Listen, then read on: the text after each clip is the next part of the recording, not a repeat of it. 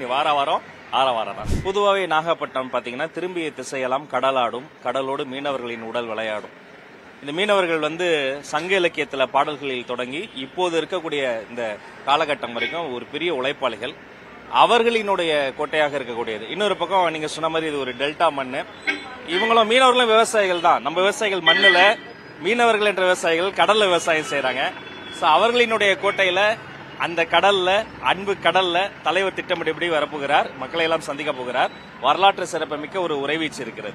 ஆனா வெளியில தெரியாத அன்சங்கடு ஹீரோஸ் தான் பாருங்க, எவ்வளவு தன்னார்வலர்கள் சவுந்தரு அமீது ஃபுல்லா மக்கள்லாம் இருக்காங்க. மக்களே என்ன பண்றாங்க, தன்னார்வலர்லாம் மாறி அந்த டிராபிக் அவங்களே ரெகுலேட் பண்ணிக்கிறாங்க. அவங்களே எந்த ஒரு இடத்துல ஏதோ ஒரு சின்ன சிக்கல் வந்தாலும் அதை சரி பண்ணிக்கிறாங்க.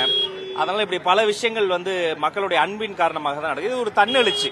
நிர்வாகிகளை நாங்க கட்டுப்படுத்திடுவோங்க. நெல்லு பானா நிப்பாங்க, உட்காருவாங்க, போனா போவாங்க, யோசிக்கவே மாட்டாங்க, எல்லா வேலையும் செய்வாங்க. பட் பொதுமக்களை நம்ம ரொம்ப அவங்க கிட்ட சொல்ல முடியாது. பட் அந்த அன்புக்கு நடுவுல அந்த அன்பு கடல் நீந்தி கொஞ்சம் வேகமா தலைவர் போறதுக்கு அவங்க கொஞ்சம் ஒத்துழைப்பு தந்தாங்கன்னா இன்னும் சௌரியமா திட்டமிட்டபடி நடக்கும், மிக சிறப்பாக நடக்கும். மறுபடியும் இந்த இடத்துல இப்படி ஒரு பேச்சு கேட்ட பிறகு, இப்படி ஒரு சம்பவம் நடந்த பிறகு அந்த புழுதி அடங்குவதற்கு இன்னொரு ஒரு வாரம் ஆகும். இனி வாரம் ஆரவாரம். அவர் எழுச்சியின் முதல் முயற்சியே பரந்தூர் விவசாயிகளுக்கு தான் ஆரம்பித்தது. இப்ப வரைக்கும் அந்த பரந்தூர் விவசாயிகளினுடைய அந்த ஒரு 17 நீர்நிலைகளை இழந்து ஆற்று நீர் பாசனத்தை அடகு வைத்து இந்த மண்ணையும் மக்களையும் மலடாக்கும் மிகப்பெரிய வளர்ச்சி என்ற பேர்ல போலி பசுமை வளர்ச்சிக்கு எதிராக பரந்தூர் மக்கள் போராடியதை தேசிய செய்தியாக, சர்வதேச செய்தியாக, இந்த மனித குலத்தின் வீழ்ச்சியின் அழிவினுடைய தொடக்கமாக உலகெங்கும் சென்று சேர்த்தவர் வெற்றி தலைவர் விஜய் அவர்கள் மட்டும்தான்.